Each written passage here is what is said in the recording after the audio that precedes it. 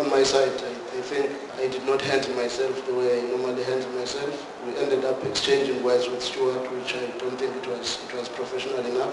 And on my side, I would really like to apologize to him if that affected him in one way or the other. But it was in the heat of the moment. When he came to complain to the referees about the card and what was happening, I also felt I had to do the same. But maybe the referee, seeing both of us, also made a very harsh decision, which I really don't think was really called for. But I'm not sure because I did not see very clearly what happened.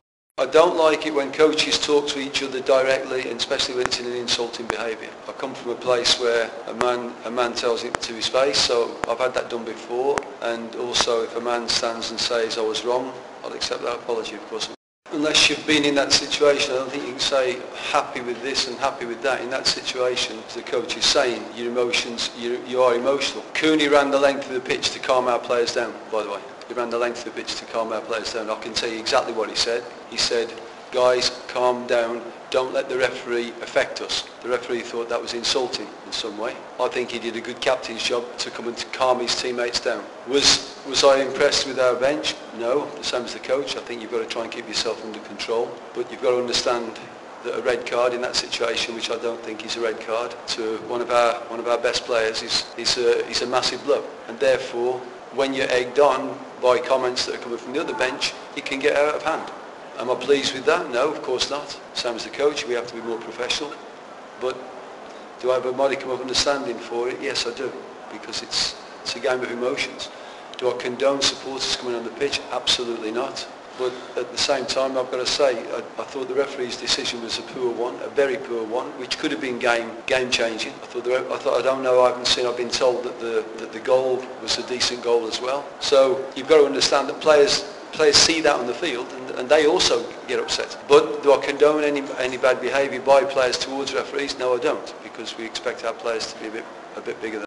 I also believe the red card that was given to Ronaldo was uncalled for.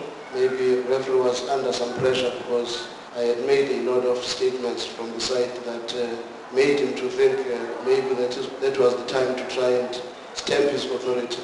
But even though I have not seen the slow motion, but I honestly don't think it was a red card offence. For me, a yellow card could have still been a very good situation.